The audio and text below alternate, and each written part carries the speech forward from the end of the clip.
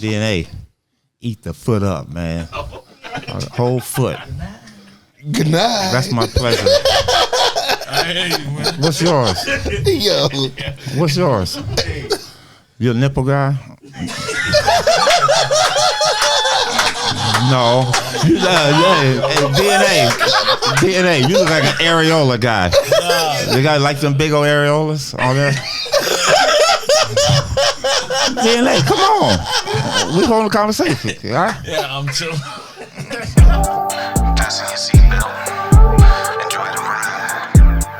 Clear your mind. Take your time and embrace the vibe. Come along, step inside as we take you on a ride. As we do it all with pride on a Starship Enterprise. Got the music up and bumping when we always up to something. Oh yeah, we up to something.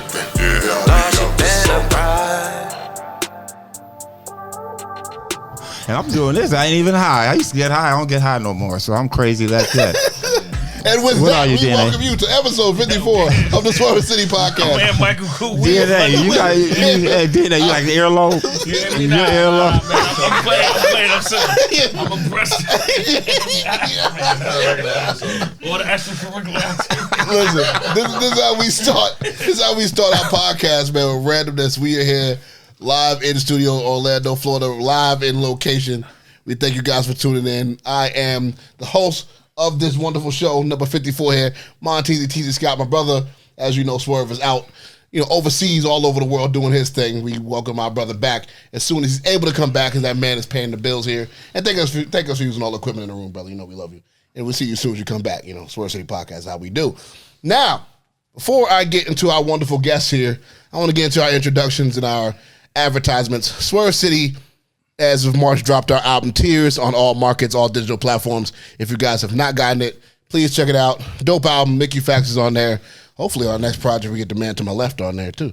And we have a lot of great content on there. Check out that's our record Tears, that's doing really good on all digital platforms.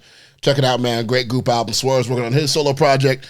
I'm working on my solo project, Erica's son too. And we have a lot of things coming. We're going to put out kind of like a Loved Below speaker box type package where both of us drop our solos together. So stay tuned with that as we stay moving and stay grooving with that. We're going to keep you guys all updated on that news. Next, the AEW project. Also, I'm going to have some news from my brother to the left here. Also, I'm going to be hitting him up soon about the Who We Are project. If you guys know, I co-produced 3 projects on that album. The record for Jay Cargill, the record for Mark Henry, and the record for Nyla Rose. So if you guys are stay tuned to what we have going on. There's a lot going on. Check that project out. It's doing very well for Black History Month. It's still making a lot of noise out there. You can still get your commemorative discs right now, and it's all streaming on digital platforms right now as well. So make sure you guys show love and support on that. Now, not only do we have a NBA legend in the building, but we also have a rap legend in the building. And, these two guys I definitely want to bring together, because this is all about not only the art of competition, of sports, of being the best at what you do, but it's also about coming together and show people about our dynamics of what we do. Whether it's in competitive sports, podcasting, things of that world, we all come together to make the best collective, to show you guys how we bring it together. I brought together 2 of the best in what they do, 2 legends. To my left, I'm going to start with him first. This is one of the best rappers in the world, freestyle, battling. You get smoked if you step in front of him. Number 3, top viewed in the world? Yeah. See, I did my homework. Top 3, I watch every week. Top 3 most viewed battle rapper in the world, a legend, my brother, DNA. How you feeling, bro? I'm feeling great, man. Good looking for having me. I appreciate it. Yeah, man. If the battle still would drop on YouTube, I would be number 1 again. But they're gonna have to. I may not drop the 3, but yeah, absolutely. So appreciate you having me. So it's Oz, Clips, and you. Mm-hmm. Yeah. No, it's Clips, Austin. Clips is number 1. Yeah. He snuck in on the YouTube battle. It's them Wild 'N Out checks. Yeah, that chest of him battle. Chris Brown's house when that dropped. Yeah. Okay. Sure. I got you. Last but not least, this man here who is the guest of the show. This man is a NBA legend, NBA champion. He guarded whoever was the best man on the other side of the court. He's part of the most legendary dynasty in NBA history. This man is, not only a coach, not only a philanthropist, but this man is hilarious As you see, this man is hilarious. He's got me rolling over here. Was not expecting it, but he is a legend, the GOAT himself, Michael Cooper. What is up, man? My name is Coop. My man hang out is up around the hoop. We play hard. We play smart. We never let drugs tear us apart. There we go. Yeah, you got balls. Hey, get money, drink water, slide. Yeah. DNA, excuse me, brother. I pay homage to you. That was just something that was made up about 25 years ago. We did a rap album back then. So that's fine. Lakers, yeah. Oh, but yeah, the thing about it is I still remember it. But glad to be here, Teasy, DNA. Glad to be here. Thank you, man. We me and DNA, just to give you guys a little history, me and DNA, we recently connected. And I was supposed to go to the event Friday. I couldn't due to personal reasons. But I was like, hey, man, you still in Orlando? You still here? You still in Florida? He's like, yeah, I'm going to be here. So we worked everything out. I said, man, just come on the show. I'm coming up there today, which ended up being today. Come on the show and hop on the podcast. And here he is right now. He pulled up. You know what I'm saying? If you give a pan out to the team, his homies with him, go ahead and give you guys a quick shout out who you guys are. Major ride out. Need to drop out, get money, drink water. Amen. So he pulled up. And, I was like, you know what, man? We interviewing Coop, man. Michael Cooper. There's so much we can start this. Obviously, he obviously like if you like nipples or not, but with this He's still waiting. We still ain't got an answer out of it. I'm waiting to hear something. So you're a footman? Yes. Okay. My wife has beautiful feet. But you know what? Let me ask DNA this, okay? So we don't get too far on the other side. Right. Yeah, who's your NBA team? My NBA team, I'm from New York, the Knicks. Okay, so we don't have to worry about them because we kick their ass all the time. So, but we don't worry about them. Yeah, but it's still. Come on, DNA, find that thing out. Yeah, we still got love for him. I'm a Spurs fan. Whip their ass too.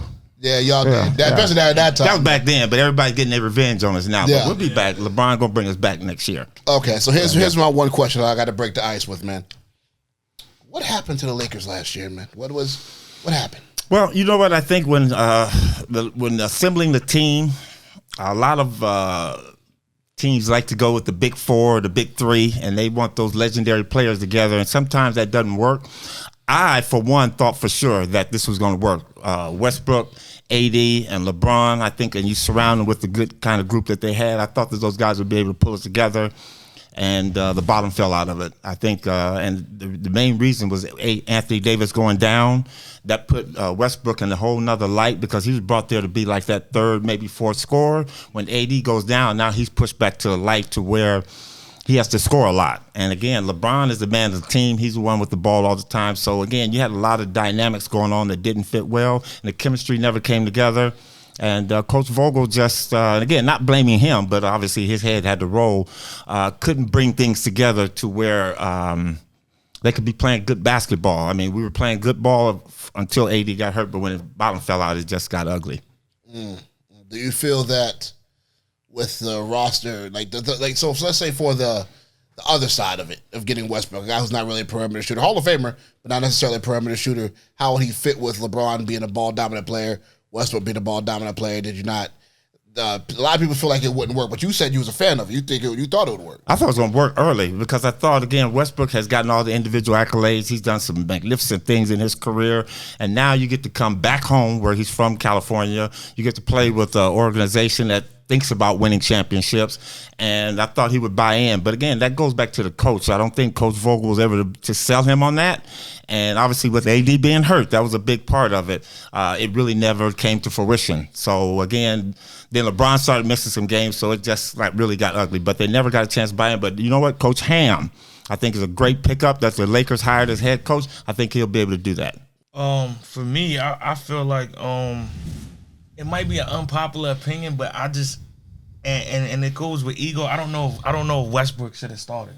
You know what I mean? Because I feel, in my opinion, right, and I don't know the dynamics with the team on, like I said, who feels what way or what, but I feel like him being the second unit would have been that, you know what I mean? Because like Coop said, LeBron is already a ball handler, so it slows down what Westbrook is trying to do, and now he just has to, you know what I mean, catch the ball off screens when really I feel like his style is all to create. You know what I mean? When you see him on a Thunder, when Kevin Durant left and he was putting up all them triple doubles is because he was mainly controlling the ball the whole time, and then he could dish or do whatever he wants to do. With LeBron, now he's waiting on his move.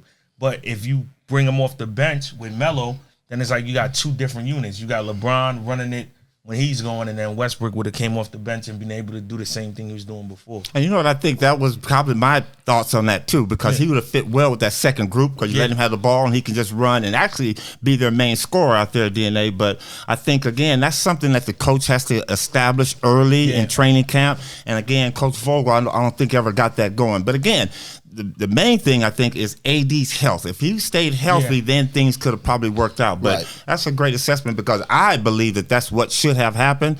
But, again, you have to have a coach strong enough and the balls to do that and sit Westbrook down and tell him, hey, this is how we think you best serve the team. So this brings back to another question. I want to ask both of you guys this. Start with you, Coop. You see the way the NBA is going right now. You see Steph Curry, not necessarily a ball-dominant guy, who just won a championship, has a great team around him. But you see the LeBrons, the Westbrook, the Lukas, they're more ball-dominant. Do you feel like that, I know, but rest in peace, Kobe, I know he had his opinion on this, like the James Hardens. Do you feel like ball-dominant guys can win championships? Or do you think that they need to be more of a facilitator? Like, do a little bit of both. You see the ball-dominant guys, once you kind of clamp on them, it's kind of like they're going home after that. Like, well, I think they do. I think you can do both. I think you can have a ball-dominant guy. When the Lakers won a championship in the bubble, LeBron had the ball in his hand 85, 90% of the time. But I think the key to that is you have to have teammates that are willing to be accepting of that. And if they're accepting of that, then they're going to move and do what they got to do to get open. I think, again, Steph Curry was fantastic this year. I mean, I'm really impressed with that young man. When about 5 years ago, I was saying, you know what? This kid is not that great of a shooter, and you think about what you would have done to play again. Steph Curry is the greatest shooter that's ever played this game. And I'm talking about George Gervin, his coach, Steve Kerr, just to name a few people. But great players understand, and when he's a scorer, unlike Magic was not necessarily a scorer, but Magic could put people in position to score points. Curry has to be a ball-dominant player because Klay Thompson was struggling with his shot and Draymond Green wasn't hitting anything. So then he became a big part of the offense on trying to score. But you see it in the 5th and 6th game of that series where he wasn't doing anything. Then he went and became that facilitator on getting his other players off. So I think you have to find a happy medium with a ball-dominant guy, whether he's going to be just a scorer or he's going to be a facilitator.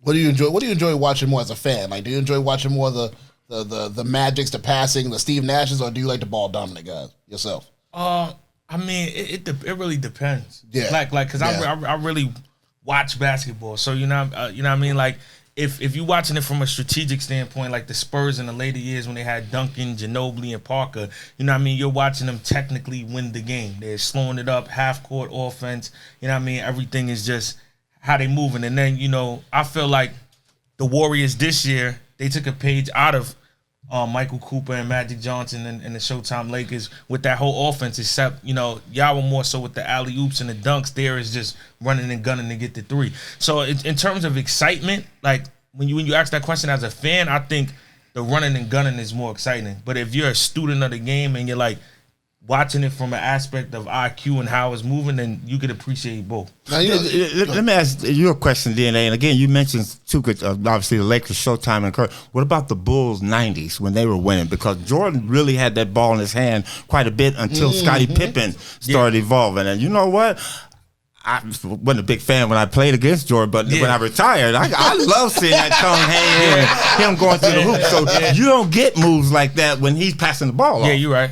Like I said, me watching it, I enjoy all of it. But yeah, as a kid, because I was born in 91, so I started watching basketball at like 5 or 6 and seeing Jordan do those moves. You think that's the only way basketball is played. So then when I go back, then I'm watching how you guys played, and then as I'm getting older, then I'm watching the Spurs and everybody else. Then I just learned to really appreciate it. But yeah, as a kid growing up, yeah, I'm going with watching Michael Jordan from the free throw line, because you're looking like, oh my God, how's this guy doing? I'm telling you think everybody plays like that. Yeah, you know what I mean? Yeah, exactly. And then you're like, nah, not everybody's that athletically gifted. Exactly. Or no, you're not Mike, bro. But it's crazy because I look at it and I say, okay, you're the best defender on the team. Showtime Lakers, 80s crowd is it's not an empty seat in the house. Your job is to guard the man. How is that going into every single game? You got Sidney Moncrief, you got Larry Bird. We'll get into your rivalry with Larry later, but just a lot of the stuff that you had to prepare for yourself. You know, Magic's going to take the ball. He's going to fling it. He's going to run. He's going to fling it. Kareem, if he can make it down court, he's going to get his hook shot. Your job is to say, okay, I'm going to be unselfish. My job is to do defense. James Worthy's going to get his 15 shots or whatever. I'm going to play defense. How was that going into every single game? You know, well, it was easy for me to do because when I got with the Lakers, it wasn't about scoring. Because when I first came to the Lakers, they had Jamal, Norm Nixon, Kareem Abdul-Jabbar. So they said, for me to make the team, we need a defensive player. So my role was already established there. But as we go through this and people start evolving, Worthy comes into the game. We got Bob McAdoo.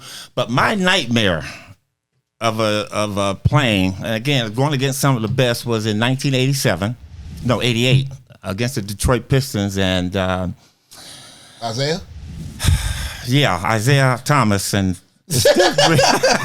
bring me grief. This man twisted his ankle and scored 27 and a quarter on us. I watched that Now, it game. wasn't all on me. Yeah. Now, so don't it wasn't all on me. I probably caught about 20 of it, but the other 7 was Byron Scott. But to answer your question, that is something that you really have to get in the mindset. Just like Curry has to be in the mindset to score, you have to be in that mindset because you know the team is running plays for the person. They're setting picks for him. Well, they didn't set many for Isaiah. Isaiah just went off on us, and that's something that I really hate to this day. And every time I see him, I almost want to kick his ass, but we're friends now. But it's just one of those moments. Sometimes you win some, you know, you have a good night against them, and you can make them. I don't think you can ever stop any player. Any player in the NBA can get a shot off, but you make them take shots they don't want to take. But that night, Isaiah, that's my nightmare. When I think about some of the players, that's the one I have a hard time with because I did everything I could to stop him, to make him take difficult shots, and he still scored, and he scored while he was injured. Now, transition that to what you do for a career. Now, let's go to battle rap. You have to play defense while playing offense, and even though I make music, that's a whole different type of thing. You have to play defense and offense. You kind of got to know what the person's saying. You got to be sharp enough to rebuttal it if that's what you do, which you're the greatest at. And tell me a little bit about that, and also tell me a little bit about who was your nemesis as well as he named his. Like, who was your nemesis where it might have got a little bit of personal, and it's just, you know what, I have to do this, and you know I have to not only take him out, but it's more of the competition sense, kind of like you said with IT. For me, so you watch it a lot, but for the people that's watching this that don't, and for Michael Cooper, just to understand, in battle rap, it's really hard to play defense because when you go, that's your offense. And then when the other person's going, you can't really do anything. You can't put your hands up. You're being a bad sport if you talk. So it's really very minimal defense. For me, because my IQ is smart, I may sprinkle in something that I think they're going to say so it'll throw them off. Or, you know what I mean, my moves or gestures, or when you look unbothered, or certain things you do. It's a mind game. So it's a game of the mind. So if I'm going in a battle and I know, all right, such and such is going to talk about this when this happened, I may say it first and then mind manipulate the crowd so when he says it, it deflates. It doesn't hit like that because I already threw it out. So you know what? That kind of goes with Bob McAdoo. This guy was a scorer. So your offense sometimes has to be your defense. Yeah, in a sense. Basically in battle rap, your offense has to be your defense. And the only time you get to play defense is like he said is a rebuttal. So it's 3 rounds. So let's say I go first and then the person I'm battling goes after. If they say something that rocks the crowd, now my next round, I'll take what they said and then flip it back on them, which is called the rebuttal, and then that'll be defense because I'm basically answering them. Do you ever take anything personal, or anybody has taken anything personal to where it went beyond that? For me, no. My competitiveness is personal. So the moment I step on it, I try not to battle anybody I'm friends with because I'm the one person that I'm going to take it serious. I'm not coming there, you know what I mean, to lose, to go home. We can, and I can keep it clean. I won't, dig into people because it's crazy. Certain people will bring up, you know what I mean, who this person slept with and this girl's a hoe and you got robbed on this time, that. So it gets very deep. But me is what kind of titties you like? I mean, on Michael Cooper shit, yeah. But yeah, I feel like in that sense I would compare myself to Jordan, you know what I mean. Even if I don't have reasons to be upset, I'll make them up because I just know that's the mind state that I have to get in. Like, watching it, I feel like to be a successful, great battle rapper, you have to be in a dark place because the stuff you have to say, it has the sting, it has the hurt. And that's what I was gonna say. Do you ever is off limits? Is your mother or grandmother or somebody ill in your family? Is that off limits? So like me, like it's like that's the Teasy could tell you, like, to me, I feel like that's the main problem in hip hop. You see, like in basketball, you touch somebody too hard, it's a foul. If you push them even harder, then it's a technical. It's like levels in rap. What one person takes as disrespect is another. So me, I just live by a moral compass. Anything I wouldn't do outside of the battle ring, I wouldn't. So I don't mention kids, I don't mention dead people because I feel like they can't defend themselves. Yeah. So I don't do that no matter how, you know what I mean? Because I want to go to sleep at night. I believe in, you know what I mean, a power above. So that's not what but certain people,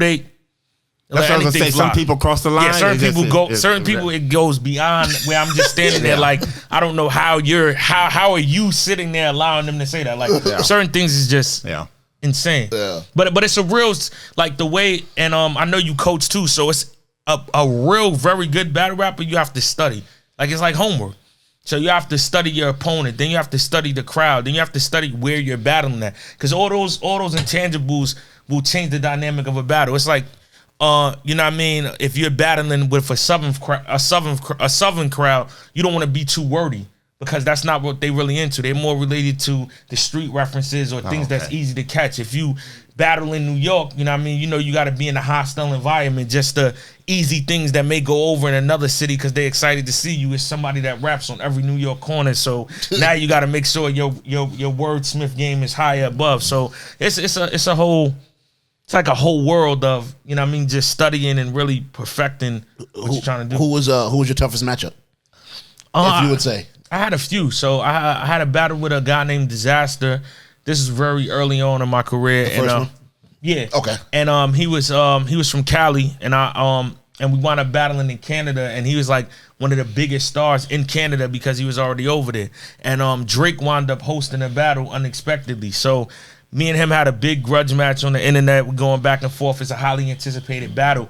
And he could do everything I could do. So, like, you know, you come from the era where people, they didn't write their rhymes. Like, I know they really freestyle. Mm-hmm. I'm able to do that, and he is. But a lot of times now, people that battle, they get a lot of preparation. So when you get two people that can really just go off what's going on in the room and go in there, that becomes a whole different type of match. So he was one of the people that could do that. So it's like, if I lack in one area, I know, and most of the times when I battle other people, I have that advantage. So in this particular battle with him, we kind of mirrored each other. So it was like a struggle for me to find out what could I do to, you know what I mean, put myself over the top. You know, DNA, that brings up a good point, because I know when we played, and one of the arenas that I used to love to play in was Old Boston Garden. It had dead spots all over the floor. I used to love to play in the Spectrum. Grover Washington playing those arenas. Now they got these bright new arenas and there's no dead spots anywhere. Are there some nice cities? And like you said, sometimes you have to understand the crowd that when you're battling somebody. I mean, are there cities that you would rather battle in as opposed to others? Yeah, of course. Philly, it's no. You don't like Philly? Why is that? No. Because Philly, like, so when you understand that Philly is like a city of where, you know what I mean, there are not that many battle events thrown there, so when they're thrown there, it's all Philly.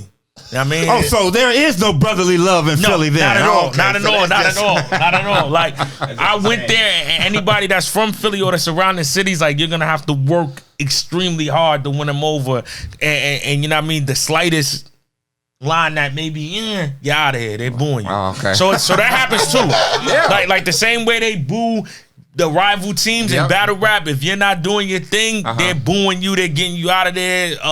People done ran off stage because they couldn't take it. So it gets hectic. What's the best place you like to? One of the best places I like is Houston, New York, because that's just where I'm from. In New York, is like, if you could, people always say if you can make it in New York, you can make it anywhere. Yep. And London. London's crowd is surprisingly amazing. You know what I mean, like they really, really gravitate to hip hop. Like they're like New York, or you know what I mean, LA, one of the popular cities of rap in the 90s. Like that's like London. Like it's pure. They just want to hear people rap and at a high level. Like you get to reach your highest level. And they respect what you do in those cities, because that's like, even though, Boston was a dreaded place for us to play, they still respected basketball, like in New York. New York may not like you, but you know what? They respect a good game when they see it. So I understand exactly what you're talking about. So speaking of Philly, I hate to do this, Coop, but I have to bring this up. The dunk, the Julius Erving dunk, man. Why are you laughing, DNA? why are you laughing? You remember that? No, I don't. I seen it later. Mike, can you bring it up, Mike? Is it okay with you? Well, you know what? I'm going to say this. I'm going to say two things about the dunk. Okay, bring up a picture. And what I say about the dunk, you know what? You play this game of basketball, you rap, battle with people and stuff like that. And if you're going to battle with somebody, you want to get defeated by the best, right? You don't want no scrub coming out of the street, You can sleep at night. Yeah, you can sleep at night. So if I'm going to get dunked on, I'd rather for it to be by Dr. J than that last guy on the bench coming in and catching me off balance. But, that was one that my kids to this day are like, yeah, man. You know what? Stop laughing, DNA. Listen, had I been able to get up in the air, and if I could have gotten up in the air just a step before him, that would have been the greatest block of all time. I'm saying you wasn't that far. You just got a step ahead. If I could have got up and got turned, and because see, if I had blocked that, I had to put my left hand up, and he would have broke my arm, and it would have just been a really bad dunk. I mean, a play for me. But if I could have got up in the air and got turned and caught that with my right hand, you'd be saying something totally different. But you know what? They can't show this DNA on TV or anywhere unless they get cleared with me. And I get paid. That's power. Fire. That's power right there, bro. I've never seen it at that angle. I've always seen it up when I'm up higher, but yeah. Now, let me ask you this. I'm gonna ask you as far as your career. I fuck Doc up now. If I said we were doing that, I would have to play dirty and knock him off his feet or something like that. I think he still does that thing where he still tries to dunk every year at his age. Every year, Creasy tries to dunk the basketball. I don't know about that. So Y'all better stop that. At this age, huh? Okay. He ain't up that high. This is the first time I've ever seen this shot. Like that. I've never seen that. That's amazing. Wow. So you just maybe I should have. You know what? I almost quit way back up here. I should have quit when I was back there and just went on ahead and let him dunk. But let me ask you this though. So during that time, you're damn near in the finals every year. Well, we were blessed. We went to the finals. In my 12-year career, we went 9 times and we won it 5 times. So you're That's constantly crazy. There. Like you're constantly the amount of winning and what does it take to win that much or to be at that point and to stay motivated to go each and every. At some point, people get fed and they're good. They feel content. You know what? A lot of that had to do, and people talk about Magic Johnson. I can't say Magic Johnson without saying Larry Bird because again, those two were synonymous of changing the NBA. But Magic was a winner. And that guy, our first championship, we were just playing. We did not once talk about winning the championship in 1980. After we won it then, it was about every year, let's go. This is what we got to do to win. You guys got to get ready in summer. You don't take long vacations. Let's come back ready. We don't use training camp to get in shape. You use training camp to get our game together. So a lot of that had to do a lot with him. And once it became like the core thing for us, that's what we were about. And that's how we stayed with it. Michael, I got a question for you. Out of all 5 championships you won, which one felt the best? 2 of them, DNA. The first one was good because we didn't know what we were doing, and we just won a championship, and we ended up winning. But the one that I'm from Los Angeles, California, born and raised in Pasadena. The one that was special to me was 1985 because it was kind of like revenge for Jerry West, Elgin Baylor, Wilt Chamberlain, all the Laker teams that had win against Boston and could never win. We kind of like were able to erase those ghosts in 85 when we finally beat them because remember in 84, we fell to them too, so we kind of like had that burden on our shoulders. But to win it in 85, that was probably a special one for us. How'd that feel though? Like, I gotta imagine you winning, everything's great, but to lose to your nemesis, like I know that's that feeling of you wanting to come back and be like, I can't believe Larry Bird beat me. Well, that's what it was. I mean, right. Magic and he always had that rivalry going back to college when it was Indiana State, Michigan State, and Magic had won. So they had already had their head-to-head match going before they got in the pros. So when we come in and we lose in '84, and again, Larry was going to be the guy that I was going to be tagged to guard and eventually be imaged with him for the rest of our careers. Right. It was hard in a sense, but we knew that they were the better team that year. That's why we came up short. So we had to get our game together, and I had to refocus myself as far as what he did to have the better outcome on me that year. We changed that the next year. Now, you know, the one thing I got to ask, you guarding this man 10 years for when Larry came in the league. If you can, what was the trash talk between y'all two? Please, you know what? Give me something. He only talked one time to me because he knew that wasn't going to affect me, and I knew it wasn't going to affect him. Okay. So after a while, we stopped talking. But he talked to me in 1984. It was like the second game of the series, and he came down the court, and I was like on him in his face, and he said, "I'm getting ready to wear your ass out." So I'm like, okay, I got in my best defensive stance. I got down low, and he's coming off and say, this is the basket here, and he's coming off up here. Robert Parrish came down and set a screen. So I'm like, okay, I got this fucker. I'm going around. So he goes around it. He goes up. He catches the ball at the elbow. He goes up, and Kareem switches out on him too.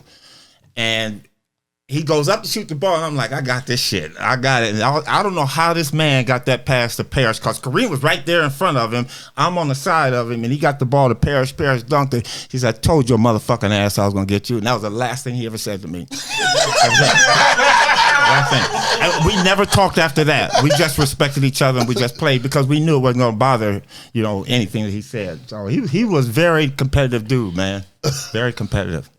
My question is like, because also the way it was set up for something to be talked about now, because before y'all got to 1984, it's like the Lakers would go to the finals, then the Celtics would go to the finals, and every time it was about to be the Lakers and the Celtics, somebody would fall short, so everybody's on the edge of their seat when it happens, and then y'all wind up getting them 2 out of 3 times.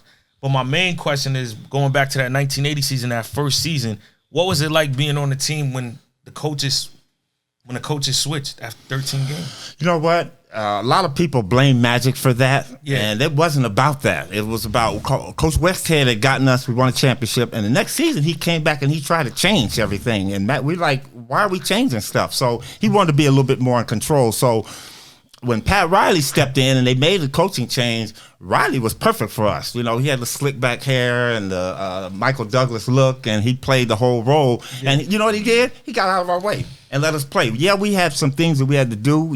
There was kind of a formula we had to work with. But in essence, he let us do our thing, and he let Magic do his thing. So it was really, really comfortable when he took over until we just ran our gauntlet, and then everything started. People started getting old, and we had to make the change. But basketball was fun. It was a lot of fun. People always ask me, what was it like playing with the Lakers? It was like, if you have, I'm from a big family, and I have like 5, 6 cousins, and we used to go from block to block playing basketball in the summertime. And I didn't have to guess what my cousin was going to do. He'd make a move, and I just knew he was going to make it, and that's what it was like playing with Magic, because we knew each other so well. Wow. So that whole dynasty, you have that whole time with you guys having that run. And in the middle of that run, there's this kid from North Carolina that comes in. And he's supposedly the next one in the league, Michael Jordan. At this time, as a competitor, how do you feel? Especially because I know before you see, you know how the NBA works. You guys get everything before we get it as fans. You start hearing about him, like, man, he all right. You know what I mean? Oh, that's how it be as competitors. So he comes into the league, and then he starts scoring or being. That's what talking about him does, I guess. That's what you end up. Grace of God, we all right, man. We're saying nothing bad about you, Mike. It's okay. Not yet. Okay, but go ahead. So how was that, seeing this guy come to the league? You guys are having your run. Bird's still in his prime. Then you hear about Jordan. Did Jordan this, Jordan that? How was you feeling at that time? You know what, Jordan, people ask me who's the hardest player I've ever had to guard, and I say Bird, because you had to guard him all the time, even when he didn't have the ball. The people that were easy to guard was Jordan, Gervin, Andrew Toney, guys like that, because when they passed the ball, they kind of like stood. Larry was going to rebound, or he was going to do something. So that's why I say he was the best. But Michael, and I like to pat myself on the back with this. So Jordan didn't win shit until I left the league. So in '91. Now I tell Michael that to his face right now because again, we had our battles and he won some and I won some. But the year that I retired, which was in 1990, when I left, is when they made their run, and that was the first game. And I remember coming back because I went over in Italy to play, and I came back for like the fourth or fifth game they played at the Forum. And I actually saw Michael as he was going through. He said, "Coop, I'm glad you're not here." And then Magic was telling me in the locker room, he said, "Coop, we wish we had you." Well, you know what? I wish I would have been in that too, but the way things worked out. But you know what? Jordan became a beast as he got older, man. That guy, when you lose your athleticism and you don't run as fast and jump as high, you got to change your game a little bit. And Michael started mastering that low post turnaround jumper, the mid-range game, which he always had, but he really, really got good at it. And that's why they were able to beat Utah Jazz, because what was the game-winning shot was a free throw line jumper. Okay, it wasn't to the basket for a dunk. That was his shot. So Jordan was a hell of a player, really, really good player. And you know what? Well, he was so good that the Detroit, you guys may call them the bad boys, but I call them bad kids because after we whooped their ass in '87 and '88, they became kids to us, Rick Mahorn and all of them. And I tell them that. But those guys are so good that they had to make up a rule, and they came up with Jordan rules. And what was Jordan rules? Was try to hurt the guy. That's where they're pounding to the ground. I understand that because you got to go to the basket and you make him taste the wood. That's what we would call it, taste the wood. We didn't do that. I played Jordan square up all the time. I just playing the way we played him, and we were more successful than not. But I wish I would have been around in the '90s. It would have been fun. Go ahead, D. Get D into the ass one.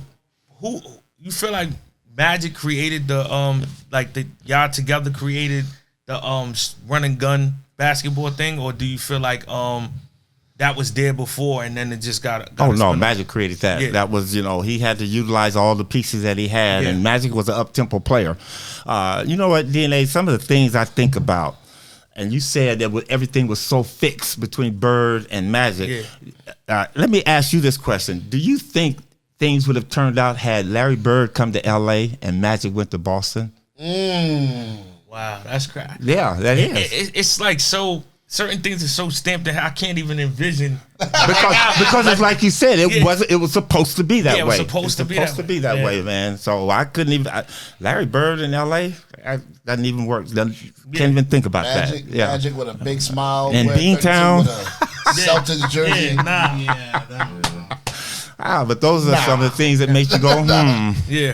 But one thing I have to say though, this is something that when the memories come in that I believe people really don't get a chance to see us as fans and people behind the scenes. That camaraderie that you build with your brothers, all those hard battles, all those years, and you guys are back to back fighting for championships. Just those friendships and the camaraderie that you build. Does that still last to this day with your teammates? Are you still as tight? Oh yeah, as with everybody, right? Yeah. You know what? A lot of us are a little fatter, a lot of us are a little balder, a little bit rounder. But you know what? When we get back together, like we had for the last game of this past season with the Lakers, it was Kareem's 77th birthday. Shout out to the guy and the big cap, and we had a birthday party, and everybody came. Byron Scott, Kurt Rambis, Worthy, Bob McAdoo, just Norm Nixon. Everybody was there, and when I looked at those guys, I didn't see them as they were right in the present. I saw them with, and even myself, I looked in the mirror, I saw us with hair. I saw us like we were playing, You saw yourself when you guys were teammates, right? I see ourselves back in those days. So, and the camaraderie is still there. We don't hang out as much anymore, but everybody's doing their own thing, but we still stay in contact. You'll text somebody every now and then or something like that, but you never lose it, because when I talk to them, I start talking to them like 45 years ago, whatever it may be. Wow. How does that feel, like especially in your line of work as well, where it seems like it's every man for himself a lot of times in battle rap or in hip hop period? Like, tell me a little bit about the camaraderie that you build in your line of work as well. Do you, like, over time, it doesn't become about competition? You see these guys at every event, you kind of become cool with them because they're at every show, they're at every event, and even though guys might keep it professional if you haven't battled them yet, but do you feel like being at all those events and all those battles happening, do you feel like you kind of not try to, but end up becoming friends with everybody? Of course. even people that you're not close to, that you wouldn't say is close friends, there's a certain respect level. Like, yeah, I know what this guy does. I've seen him so many times. And, you know what I mean? You got your people when you on the road. I'm going to hang out with this person. We about to do this. And, yeah, and after a while, you just feel connected. Even to the people that you don't have numbers. If something happens, good or bad, you just feel like they got your back. Yeah. Not even that they got your back. Like, it's like you're a family. So, you know what I mean? Got you. Like, oh, yeah, if somebody gets hurt or somebody gets an accomplishment, it all feels like it's attached because we all, you know what I mean, doing the same thing in the same sport. DNA, let me ask you this. How have you felt you've gotten better as you do your battles with different people? Every year you get better. Is that something that you consciously work at? Do you try to pick up more words, or just something that grows within you to become better?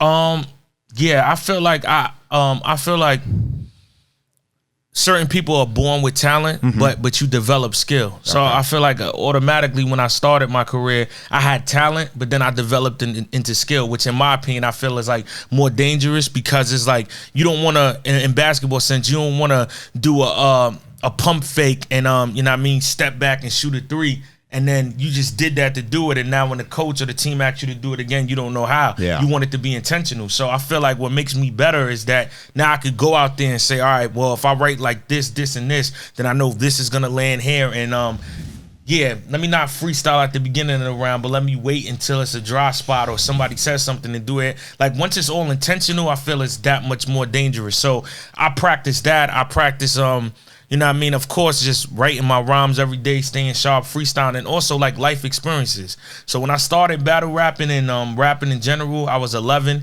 And then when I started battling professionally, I was 17. I'm 31 now. So having a daughter, losing people, gaining people, life experiences, going all that just makes me better on what I'm able to talk about. Because what I would talk about when I'm 17 and 19, I won't talk about that at 31 because, you know what I mean, living life, I try to live my life by learning every day. So whatever information that I'm being gathered, I'm able to then transition that into my music or into a battle, which then I feel like my subject matter makes me better because it's not the same. Like, you know, I know a couple of people in your field, and some people say, you know what, I battle better drunk or high. I mean, what do you think about that?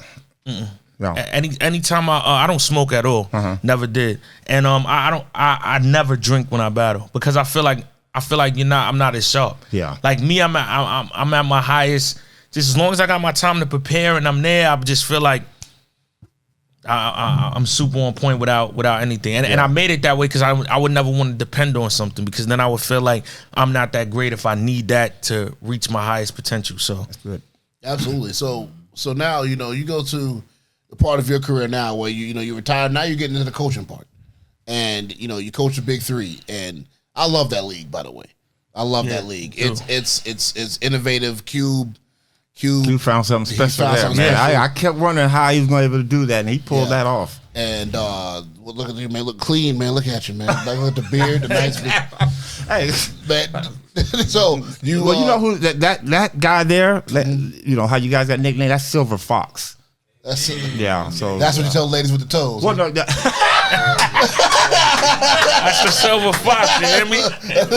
That's the Silver Fox. Actually, a lady in the stands gave that to me. Coop, stop looking like a silver fox. So her feet were ugly. But anyway, coaching is something that I love in the Big Three. It's a unique concept that he got. And again, I think the league is only getting bigger and better, because what happened is when Q first started this, he was just trying to get a lot of named players. Yeah. And it became more physical than basketball. So now he's really opened it up. We got some international people coming over. To get in the league now, you got to be in better shape, a lot better shape. So this year's team, on my team, I have Michael Beasley. I have Mario. You know what? A walking bucket, but one of the weirdest guys that I've ever been around. Because he's just a different guy. Yeah. You know, that's like Michael Thompson was different when we played with the Lakers. But Beasley, I got Mario. Mario Chalmers. I have Julian Wright. I have Brandon Rush and Alex Scales. So I got a good squad this year, and going against some of the people like the triplets, got ISO, Joe Johnson, Lisa Leslie's team. She got both Pargo brothers, so the league is definitely she got Gennario? and his brother. He never missed it. That boy can he shoots 4-pointers like they layups. So the league is really good. If you haven't come, you got to get out there, man. You got to get out there. This week we just finished up in Chicago. We're in our second week. Next week we'll be in Dallas. So we'll be in Dallas for 3 weeks, I believe. After that, and games are Saturday and Sunday. 3 games on Saturday, 3 games on Sunday. Where the games held at? I think where the Mavericks play, I'm not sure. I just show where your up. team's at? Yeah, I just show up. Oh, okay. But I'm gonna get you information. Okay, please give me information. Okay. We gotta pull up. Yeah, gotta pull up. I gotta see this live. Yeah, we all gotta pull up and see this. But not that guy. He's not coaching anymore. That was a losing team, so I'm a different coach now. Oh, so what's the nickname now? Dark Gable.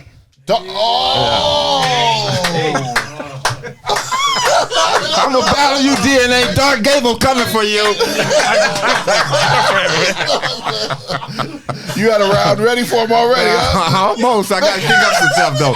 See, DNA is sharp. I gotta watch it. He got the gift of gab. So listen. One thing I can say, you do too. We both Aries. I looked that up. Boy, fire Aries too. Yeah. Let me ask you a question, DNA, about your Knicks. Mm-hmm. Julius Randle. Do you get rid of him or you bring him back next year? I would say bring him back. I caught one Knick game.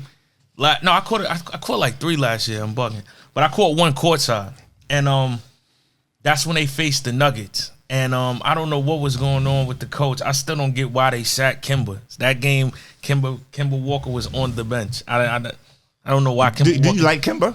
Yeah. For me, I felt like why put Kimba on the bench when that's an extra 17 points, 17 to 20 points you get on there. But when I was there just seeing Julius Randle play, I was amazed seeing him go off. I think he had like 25 that game. So for me, I just feel like the coaching got to get better. They need better players on the team, but I wouldn't get rid of him. See, let me ask you a question, okay? You're an NBA fan, right? I'm a Spurs fan, yeah. And the question I'm going to bring to you is what Pop did, this load management. What do you think of that? Resting players because they tired.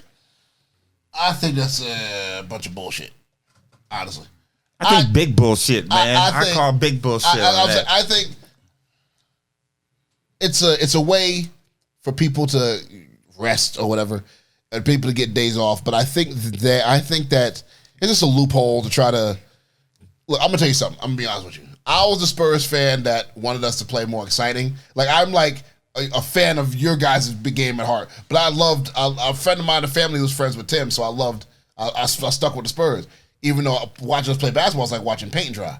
But at the same time, I understood the winning, like he said, the fundamental parts of basketball. I think the load management was a way to rest players. And I think this, but certain incentives or certain things in people's contracts, certain things that, if we sit him for 80 games and he just get 80 games, he can get this amount of money in his it's deeper than just them being tired. I think it's more behind it. Yeah, I don't like it. I don't like it. I don't like it. Because I just feel like it became a crutch. Like now you got guys not playing the best basketball because they know, all right, this money's guaranteed, and now I got this crutch and this excuse when I'm just just for example, like it's no way the Celtics are up 3-0 and Ben Simmons is not entering the game. Like just based on even injuries. Like now you'll have a small injury and it's blown out of proportion where we talking about Michael Jordan, we found out years later it wasn't the flu, but food poisoning. He just said Isaiah scored 27 with a sprained ankle, and now, I'm not going to knock your pain because I don't know, but, back pain is not severe as other injuries, and you're not on the floor with your team when they're facing elimination. It's like, I feel like the league just got so soft where now it's about money and being African American, I want all my brothers to make as much money as they can, but I always feel like the business in any sport taints the art. Yeah. Because then the goal is more so about, I want the money. How much money can I get? And in the process of that, you're downgrading what you actually fell in love with, which is your talent in the art, even in music. Like now it's more about how, like me, certain times I'll take battles where I may not get as much money as I can somewhere else because I'm just in that mode of, I want to battle. I want to perfect my craft. I want to make it better. And I feel like that's the balance that everybody that has a talent has to understand. Sometimes you have to say, right? Because people just make things black and white. To me, it's a gray area. Certain times I'm battling, yes, because I want this check. I know this league has this amount of money. I put in this much work. I want it. And then sometimes I know, all right, this battle I'm doing for myself. I'm going to try some new shit out. Let me just do this for me. I feel like a lot of times people don't know how to do that balance, and then they get driven on one. Like, I don't want everybody driven off the art, because then you be homeless. But then at the same time, you can't just be driven just for the money, because then you're going to lose your passion of what you actually, inspired and dreamed to do. And that's why I commend both of you guys on what you guys do, because you guys have both been at the highest level for so long of what both of you guys do. It's easy for you to fall off and not care about your memory. I'm going to go to this battle and I can freestyle 2 rounds of this. And maybe you did it for fun sometimes. But you was like, nah, I'm going to be prepared. I'm going to be a professional at what I do. You being a champion, you getting up each and every day athletically, having to put your body and mind on the line. Him going on stage and seeing thousands of people, and he doesn't have any teammates. It's just him. He might have a 2-on-2 partner, but most of the time it's just him. Yeah. And he has to make 3,000 people agree with what he's saying. And that takes a whole nother mindset to be able to do that. So that's why I commend both of you guys for your longevity. Now, this is my one question about this. Do you feel that in your respective sport, and just in the world period, do you feel that longevity is respected now? Because it seems like everyone's always trying to find a way to knock someone for what they're doing, nitpick at people's careers. How do you feel about longevity? Do you feel like it's respected as much as it should be? I think in the NBA, it's respected, because I think if a player that can last that long, Jordan, and in this case, we have LeBron going 20 years, Kareem 20, the late, great Kobe Bryant 20, people respect that, especially if you stay at a certain height in your longevity. I think if you get there and all of a sudden you fall off real bad, I think as a player that you have to understand that, okay, I'm not good at my craft anymore. Let me step aside, because there's some young kids coming up. But I do believe people, especially in the NBA, I can't speak for football, baseball, but in the NBA, I think people do respect the longevity of, especially if you're a great player and you continue to be great, just as long as you don't fall off and look too bad. What about you, Legend? I feel like longevity is respected in battle rap as long as you, the artist, understand what longevity is. Like for me, I know the process is when I first came in, they love me, then they hate me, and I know then they'll love me again. Like a lot of people fall off not because they're not skillful no more, because they don't understand what it is. And the first time somebody seen Magic do this, they were amazed. The first time they seen Jordan do that, and then it came to a point, what else can they do? And the reason what made them great is because they had something else to do. So I feel like in battle rap, when they first see you freestyle and do it, that's wow. And then it's like, all right, but what else can he do now? And for rap, when people are not in the culture, they just think it's one thing, a rapper. But, in my first years of battle rap, it was just like punchlines. Then when I got later on, it's like performance. Now I'm at a stage where it's like breaking somebody down and combining those schemes and punchlines that still fit with the person. So it's all different ways of, looking at it, to where if you're able to reinvent yourself, then I feel like longevity is respected in battle rap. Let me ask you this, Did. Will you know when to quit? Absolutely. Yeah. When will that be? Because for me, let me explain. For me, I always enjoyed practice, being the type of player I was. For me, practice was very important. Kareem wasn't a big practice guy. And Pat Riley was like, okay, all I needed, I need you on game day. I don't need you in practice. But for me, practice was important. And I remember when I left the Lakers in 90, I went overseas for money. And I played in Italy, and we played 32 games. On the 31st game, we had a practice before the game. I went to practice. I said, you know what, I don't want this anymore. And I knew then that I was going to quit. So I finished up practice, played that game, and I came on home. And I didn't miss basketball, but some players don't know when to say when. In your line of field, will you know when to say when? I feel like, in terms of a battle rapper, in terms of music, I think I'll do music for as long as I'm here on earth, because it's something that is, for me. So I may not put out albums no more, but if I want to do a song here, do this here, land this on a movie, land this on a show, then I'll do that. But in terms of battle rap, getting up, performing, writing rhymes for people and doing that, I feel like it'll just hit me one day. Because like I said, two things, right? When I know I can't create at a fast pace, because also too, like I said, sometimes for people not wanting to do something no more doesn't mean they don't have the ability, but it's just not like where they're used to doing it. So when I ever sign up for a battle and I can't think of the material, or it comes to me the way I want it to come to me in that fast pace, or it's not good, because I'm my own worst critic. So a lot of things too, why, like you said, what a lot of people don't know when to quit, because they're not self-aware. Yeah. I mean, they're believing in the hype. Like me, I'm not that type of person. So the moment I'm creating and I know it's not there, I won't make myself look bad. I don't want someone else to tell me, yo, you should give this up. I'ma know. And then have them be like, yo, wow, you really think so? I'm gonna be like, yeah, I'm good. So if you suck it up and that girl with the pretty lips comes up, she says, DNA, it's a wrap, man. Yeah, so we got this thing at that point, like Teasy knows it's good night. Good night means so as soon as that happens, I'm gonna tell her good night. Good night. If that woman with pretty feet come up to me and she says it's a wrap, I'm saying, let's go to your room. We go ahead and do what we're gonna do. Mike a freak, y'all. Yeah. Mike is different. Listen. What's that old commercial? Give it to Mike. He eats anything. Lord. I wasn't gonna say this. See, y'all don't remember that commercial, do you? I know, but let's just say this. I'm not gonna get into it. We have to get fully into it. But I think when it came to them parties and them stories you hear about the Lakers, you was the first one in the door. Well, it's easy. Is Winning Time accurate? Winning Time is not accurate. I haven't watched it. I have not watched it. Is that accurate? But they told us that's Thank only you, about Mike 2 or Vasquez. I 3%. didn't wanna ask Because you. I was going, we're going to throw that out there. I haven't watched it. Okay, yeah. But the Lakers, DNA, you could have put it out there. Okay, cool. But it's not.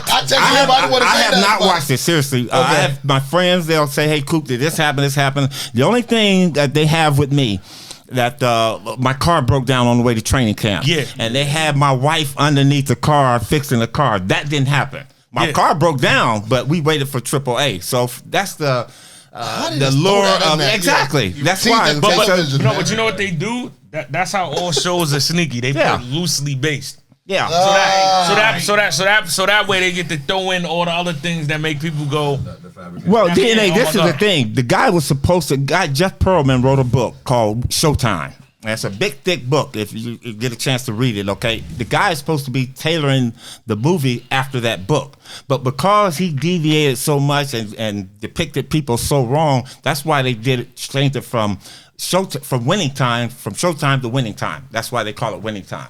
But the Lakers are coming out with their documentary that's gonna blow that out the water, and it's gonna be a true thing. That shit ain't real. Yeah, and Jerry West, the way they depicted him was just that was not Jerry West. Cursing all the time, drinking, women chasing. Jerry West was not like that. One of probably the most professional guys I've ever been around. Dr. Bus, they had him with a shirt all the way down to his navel open. Dr. Bus wasn't that way, man. He wasn't that way. So again, that's why I'm not watching it. The accuracy, is it true that Jack McKinley was the coach and then he had that bicycle accident? Yeah, that's true. Because he was riding a bike and he fell over a pebble or something like that and almost killed himself, man. And that's true. That kind of stuff true. But when they get into players and things like that, they weren't around for that. Yeah, they weren't around for that. that. They had Jerry Buss looking like Hugh Hefner. I mean, Dr. Buss enjoyed women. He owned a team, man. Yeah. He was, that was his world. But on that part, like, because I did of course, just watching basketball, I did my research. But on that part, just to see everything that I feel like most of those, because like having almost 3 different coaches. Jerry West quit before the season started. Then Jack McKinley. Then Westhead. They said Jerry Buss' mom passed away during that same year. Just all those things. And I don't know about the business, but the way the show made it seem was like he was in over his head, and then Never. Okay. Never. Dr. Buss knew what he was doing the whole time. He's the one that implemented DirecTV with On TV. He got that. He started the Laker girls, the cheerleaders and stuff. Yeah, they showed Dr. that. Buss was really innovative person, man. So for me, it's like just getting a team and all those things happening, and then that being Magic's first year, you guys just starting this whole new offense and winning the championship. That's what made me feel like in itself it's a movie already, because it's just like, how does all this happen in 1 year and it goes right? Exactly. So wrong. Exactly. Yeah. So since we're having fun, I got to ask you this. I have to ask you this. The game's over. You guys win. You go to the club that's in the... What city we in? You in L.A. You all the broads out. Well, I didn't go out in L.A. I was married. Oh, you was married? Yeah. Okay. Okay.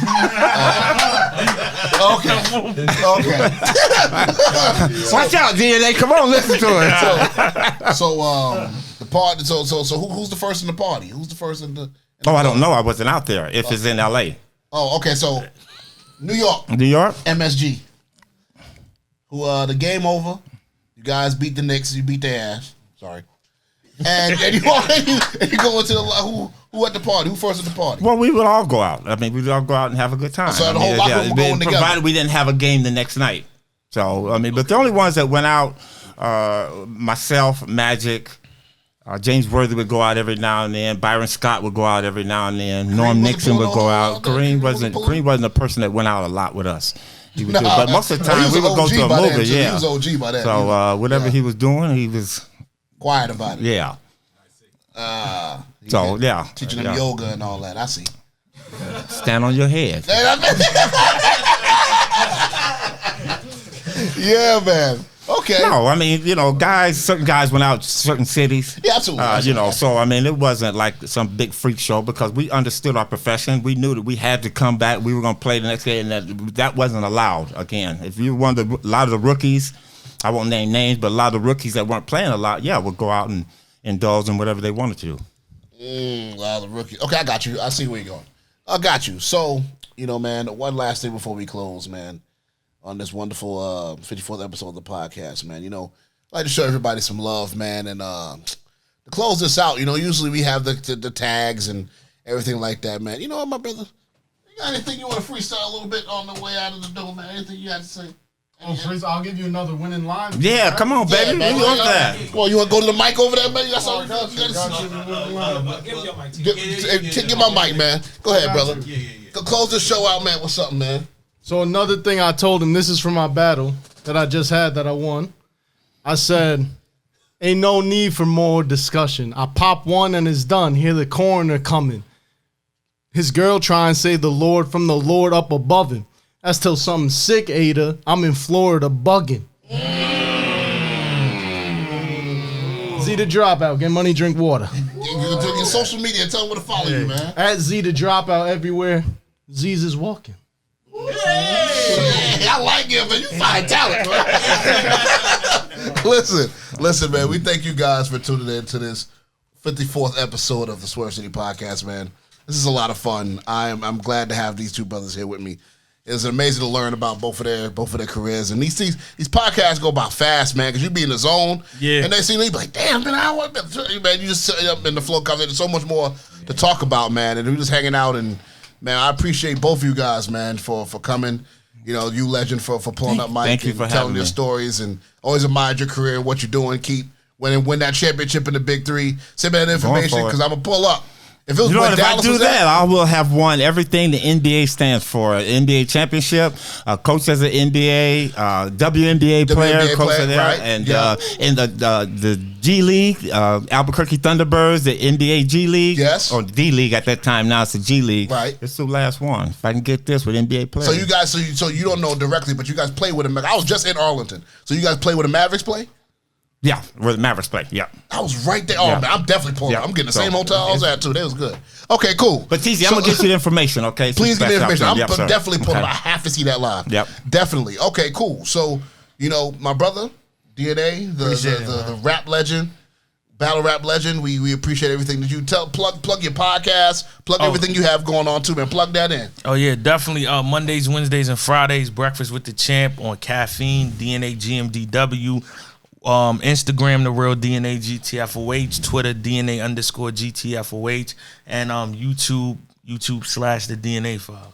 Man, look at that, man. You know what, Teasy, I got to get more into that because I don't have all that, but I do have one thing I want to plug. My podcast, Showtime with Coop, Insightful BS with my Laker teammates, and NBA legends. That's it. I don't know how to do Instagram and all that other stuff. Okay, so you got a podcast as well, real quick. So you have legends on your podcast? Oh yeah, I got. You should look at it. I saw it on your Instagram. Kareem Worthy. Dr. J is on. I went deep. Oh, Dr. J's on there. Yeah. So you guys talk about the dunk. Huh? Oh yeah, we talk about the dunk. You told him he's gonna beat him 1-on-1 next time y'all. Well, you gotta watch the podcast. It's fun. I like that. I like that advertisement, man. Yeah. I like that advertisement, man. Everybody here is networking. A lot of black men here getting money, podcasting, making noise. We salute you guys. Thank you guys to the team. Thank you to Mike. Thank you to Cy. Thank you to X. Thank you guys for all you do for this podcast. We love you. You guys for all the work, man. Be confident in everything you do. Wash your ass. And good night. Good night. Good night.